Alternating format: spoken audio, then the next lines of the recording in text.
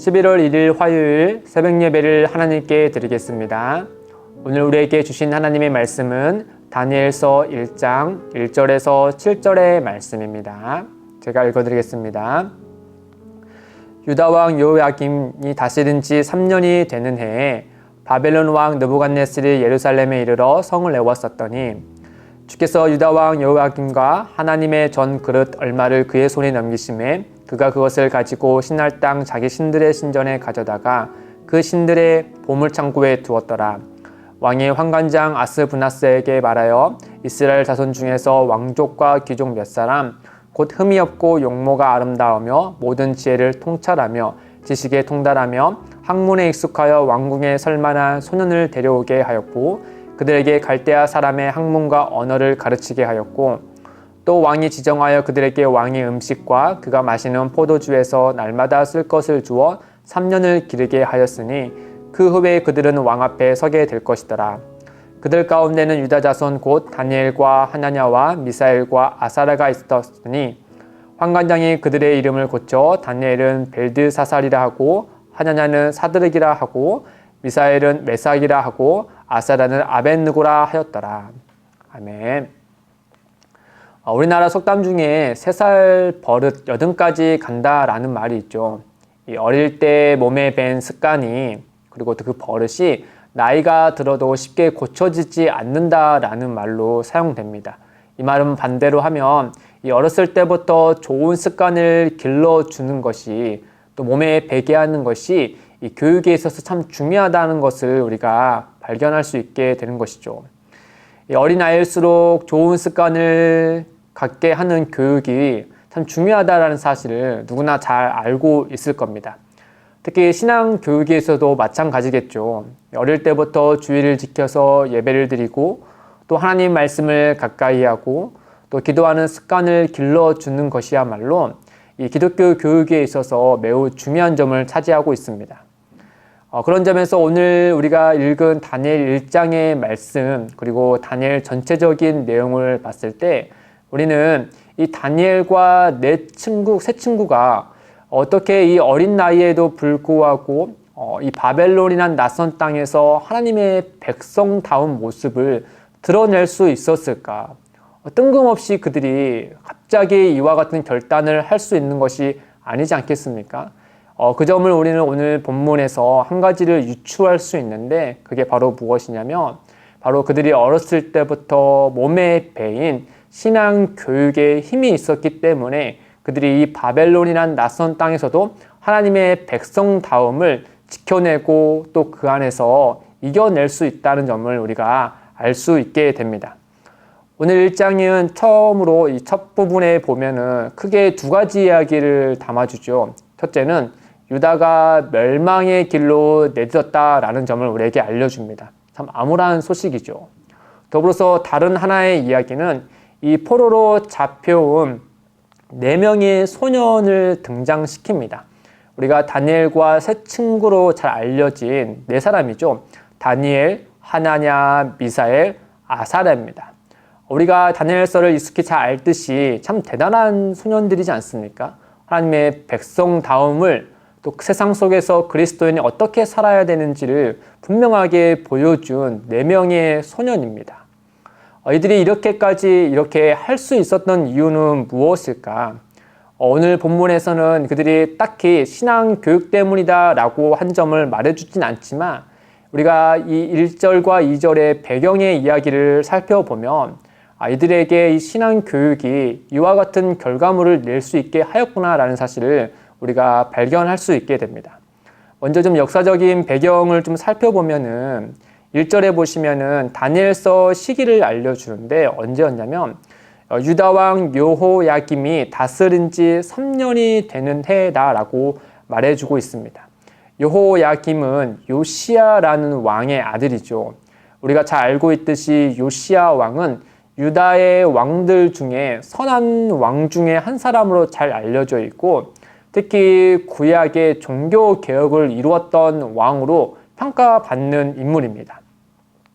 그런데 그 요시야 왕이 왕으로 있었을 때 이 이스라엘을 둘러싼 국제의 정세가 이 당시에 최강국이었던 아수르는 점점 세력이 약해지고 있었고, 또 동쪽에 바벨론이라는 신흥 강국이 점점 위상이 높아지고 있을 때였습니다. 그러던 찰나에 아수르가 바벨론을 경계하면서 큰 전쟁을 벌이고 있었을 때 이스라엘의 남서쪽에 있었던 이집트가 이 아수르를 도와서 바벨론을 대항하려고 했습니다. 그런데 어떤 이유에선지 요시야 왕이 그 북상하려고 하는 이집트를 가로막고 그들과 전투를 벌이죠. 그리고 결국에는 그 전투에서 이 요시야 왕이 죽고 맙니다. 열왕기하 23장 29절에 보시면 요시야 당시의 애굽의 왕 바로 느고가 아수르 왕을 치고자 하여 유브라데 강으로 올라가므로 요시야 왕이 맞서 나갔더니 애굽 왕이 요시야를 무기독에서 만났을 때 죽인지라. 요시야 왕이 죽자 유다에서는 급히 그의 아들 여호아스를 왕으로 올리지만 이 세 달도 채 되지 않은 때에 이집트의 바로가 그 여호아스를 대신하여서 요시야의 다른 아들이었던 엘리야김을 왕으로 세웁니다.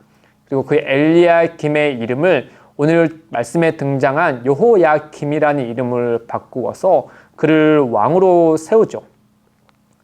이후 여호야김이 왕이 되고 시간이 조금 지났을 때쯤에 BC 605년에 이 바벨론과 또 이집트 간에 큰 전투가 있었습니다. 소위 이제 갈그미스 전투라는 게 있었는데 그 전투에서 바벨론이 크게 승리를 합니다. 그로 인해서 유다에 대한 영향력도 당연히 이집트에서 바벨론으로 넘어갔죠. 그리하여서 이제 중동의 패권은 이제 바벨론이 가져가게 됐고 이집트는 더 이상 북동쪽으로 올라올 수 못합니다. 그리고 이스라엘에 대한 영향력도 점점점 작아졌죠. 그런 국제 정세 속에서 이 여호야김이 3년째 되던 해에 이 바벨론에게 대항을 합니다. 그리하여서 바벨론 느부갓네살 왕이 자신에게 대항한 그 예루살렘 여호야김을 이제 괘씸하다하여서 혼내주기 위하여서 예루살렘을 포위하죠. 그리하여서 그 포로를 몇 명을 잡아오는데 그 포로들 속에 무리들 속에 속했던 사람이 바로 오늘 말씀에 등장한 다니엘과 세 친구가 있었습니다. 그리고 차차 1차 포로, 2차 포로, 그리하여서 BC 586년에 유다가 멸망의 길로 들어서게 되죠. 그래서 이제 오늘 말씀을 보면서 이 포로로 온 4명의 친구, 이 4명의 소년들의 이야기로 다시 돌아가 보면은 이 다니엘과 세 친구는 소년이었기 때문에 아마 바벨론으로 포로로 왔을 때 10대 후반 정도 됐을 겁니다. 그러니 이들은 이제 요시야 왕이 다스리던 해에 예루살렘에서 어린 시절을 보냈던 인물들이죠. 특히 이들은 장차 유다의 나라와 또 예루살렘의 그런 공직을 위하여서 특별히 선출되어서 교육받고 훈련받았던 이들이었습니다. 이 다니엘서 1장 3절과 4절에 보시면 이 왕이 환관장 아스브나스에게 이스라엘 자손 중에 몇을 택하여서 자신들의 학문을 배우게 하는데 이렇게 나옵니다. 3절과 4절에 보시면 왕이 환관장 아스브나스에게 말하여 이스라엘 자손 중에서 왕족과 귀족 몇 사람 곧 흠이 없고 용모가 아름다우며 모든 지혜를 통찰하며 지식에 통달하며 학문에 익숙하여 왕궁에 설 만한 소년을 데려오게 하였고, 이 말씀에 보면은 이 기준에 따르면은 다니엘과 세 친구는 적어도 왕족 또는 귀족에 속한 이들이었고 또 지혜와 지식 등 학문에 익숙한 이들이었습니다. 즉 어렸을 때부터 이 나라와 또 종교적인 이의를 위하여서 특별히 선별되어서 이 교육과 훈련을 익숙하게 받아왔던 이들이었다는 것을 알 수 있죠. 특히 이 다니엘과 세 친구가 교육을 받았을 때 왕이 요시야 왕이었다는 점을 생각을 하면 이들이 어떤 교육을 중점적으로 받았는지를 우리는 유추할 수 있게 됩니다. 요시야 왕은 어떤 왕이었냐? 열왕기하 22장, 23장에 보시면 소위 구약의 종교 개혁을 이루었던 왕으로 평가되는 인물입니다. 요시야 왕 통치 18년째에 여호와의 성전에서 율법책을 하나 발견하게 되죠. 그래서 그 율법책을 돌아보면서 자신의 나라가 하나님의 말씀 앞에 너무나 잘못된 것들이 많아서 그 복을 누리지 못하고 있구나라는 사실을 알게 되자 온 나라에 이 말씀을 근거해서 개혁을 이룹니다. 그래서 이방 예배와 우상을 다 없애버리고 또 특별히 사사시대부터 유다 여러 왕까지 이르기까지 유월절을 지키지 않았는데 요시야 왕 때는 그 유월절을 지키도록 하죠. 그리하여서 왕인 요시야가 신하들과 온 백성에게 이렇게 이야기합니다. 열왕기하 23장 3절에 왕이 단 위에 서서 여호와 앞에서 언약을 세우되 마음을 다하고 뜻을 다하여 여호와께 순종하고 그의 계명과 법도와 율례를 지켜 이 책에 기록된 이 언약의 말씀을 이루게 하리라 하매 백성이 다 그 언약을 따르기로 하니라. 그리고 열왕기하 저자는 요시야 왕을 이렇게 평가합니다. 23장 25절에 요시야와 같이 마음을 다하여 뜻을 다하여 힘을 다하여 모세의 모든 율법을 따라 여호와께로 돌이킨 왕은 요시야 전에도 없었고 후에도 그와 같은 자가 없었더라. 이 요시야가 이와 같은 평가를 받으면서 온 나라를 주의 말씀으로 개혁할 때 그 개혁하는 시점에 다니엘과 세 친구가 예루살렘에서 장차 이 나라와 민족과 또 종교적인 일을 위하여서 교육과 훈련을 받고 있었다라고 하는 거죠. 온 나라에 하나님의 율법대로 개혁을 이룬 요시야 왕이 이 왕궁에서 교육을 받아야 될 인재들을 위해서 어떤 교육을 했겠습니까? 철저히 하나님의 말씀대로 그들을 교육하고 훈련을 했던 것이죠. 비록 내 친구는 어렸을 때부터 배운 것을 통해서 자기의 나라와 민족과 또 자기의 성전을 위하여서 섬길 것을 생각을 하면서 교육을 받아왔겠지만 현실은 멸망한 나라를 뒤로한 채 바벨론을 위하여서 일하게 되었습니다. 참 그 마음에 깊은 갈등이 분명히 있었겠죠. 그럼에도 불구하고 이후에 다니엘서의 말씀을 통해서 우리가 알 수 있듯이 이 네 친구는 최종적으로 섬길 분은 유다에만 속한 분도 아니고 바벨론에 패한 분도 아니고 온 땅을 다스리시는 여호와 하나님이심을 그들은 분명히 알고 그 일을 해냅니다. 그럴 수 있었던 것은 그들이 어렸을 때부터 배웠던 주의 말씀 때문이죠. 이 신학자들은 요시야 왕이 율법책을 발견했을 때 그 율법책은 어떤 말씀이었을까? 대부분의 학자들이 신명기의 말씀이었다라고 말을 합니다. 신명기의 핵심이라고 할 수 있는 6장 4절부터 9절은 이렇게 적혀 있습니다. 이스라엘아 들으라, 우리 하나님 여호와는 오직 유일한 여호와이시니 너는 마음을 다하고 뜻을 다하고 힘을 다하여 내 하나님 여호와를 사랑하라. 오늘 내가 내게 명하는 이 말씀을 너는 마음에 새기고 내 자녀에게 부지런히 가르치며 집에 앉아 있을 때든지 길을 갈 때든지 누워 있을 때든지 일어날 때든지 이 말씀을 강론할 것이며 너는 또 그것을 내 손목에 메어 기호를 삼으며 내 미간에 붙여 표를 삼고 또 내 집 문설주와 바깥문에 기록할지니라. 이 다니엘과 세 친구가 이 바벨론이란 낯선 땅에서 이 세계를 제패한 절대 권력을 가진 그 느부갓네살 왕 앞에서도 이 하나님을 믿는 그 신앙을 저버리지 않았다는 이유는 방금 읽었던 그 말씀 가운데 우리 하나님이 여호와는 오직 유일한 여호와시다라는 사실을 그들은 분명히 믿고 그 진리에 서 있었기 때문입니다. 우리 하나님 여호와는 오직 유일하신 여호와시다. 다른 신들과 비교하여서 그분이 최고다라는 뜻이 아니라 오직 그분만 존재한다. 그분만이 하나님이라는 사실을 말하는 것이죠. 그 말은 또 무슨 말이냐? 오직 우리가 예배하고 경배하고 섬길 대상은 유일한 여호와 하나님뿐이라는 사실을 말씀을 해주고 있는 겁니다. 이 네 친구는 이 진리에 어렸을 때부터 배워왔던 이 진리에 확고히 서 있었던 것이죠. 물론 이 어렸을 때 배웠던 신앙의 교육이 그들의 삶에 저절로 그 용기를 내게 하진 않았을 겁니다. 분명히 그들은 그 현재 그 왕 앞에서도 신앙을 결단하고 주의 뜻을 따르겠다라는 용기가 그들에게 분명히 있어야 했겠죠. 그럼에도 불구하고 이 진리를 분별하고 또 용기를 낼 수 있었던 기초적인 기반은 이 신명기 말씀처럼 그들이 어렸을 때 배웠던 그 말씀 그리고 신앙의 교육이 있었기 때문이다라고 할 수 있습니다.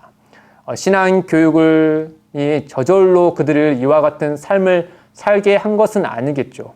그러나 신앙의 교육 없이 그들이 그와 같은 모습으로도 살 수 없었을 겁니다. 우리 참 기쁨이 되는 교회 다음 세대 친구들도 우리가 생각해 보면 결국에는 이 부모로부터 독립할 것이 아니겠습니까? 또 다니엘과 세 친구처럼 어떤 특수한 상황에 놓이는 경우는 거의 없겠지만 그럼에도 불구하고 이 바벨론 같은 세상 속에서 이 다니엘과 세 친구처럼 그리스도인들로서 살아야 하지 않겠습니까? 언젠가는 그들이 뜻을 정해야 하고 선택할 때가 분명히 오게 될 것입니다. 이때 그 뜻의 기반이 어렸을 때부터 듣고 읽고 배워왔던 하나님의 말씀이 그들의 기준에 또 선택의 기준이 되어야 할 것입니다. 이를 위해서 믿음의 가정과 교회는 이 다음 세대 신앙 교육에 마음과 힘을 같이 쏟아야 하겠죠. 사랑하는 성도 여러분, 우리는 다음 세대들보다 먼저 이 바벨론 같은 세상 속에서 그리스도인으로서 살아가고 있습니다. 우리가 살아가면서 이 그리스도인으로서 부딪히고 그 안에서 이 믿음의 길로 섰던 경험들이 다 있지 않습니까? 참 갈등 속에서도 하나님의 말씀을 따랐던 그런 경험들이 있죠. 그 경험들을 우리가 고이 간직하고 있다가 우리 사랑하는 기쁨이 되는 교회 다음 세대 친구들에게 그 은혜의 경험들을 나눠줄 필요가 있습니다. 그래서 이 아이들이 주의 말씀과 또 성도의 기도와 또 앞서 나아갔던 우리들의 그런 귀한 경험들을 통하여서 어렸을 때부터 그의 몸이 신앙으로 잘 스며되어지고 또 좋은 습관을 기름으로 인하여서 하나님께 영광이 되는 우리 친구들이 되기를 우리가 같이 기도하고 마음을 모아야 되겠죠. 뿐만 아니라 우리 현재를 우리 살아가는 우리 또한에게도 주는 교훈이 있지 않습니까?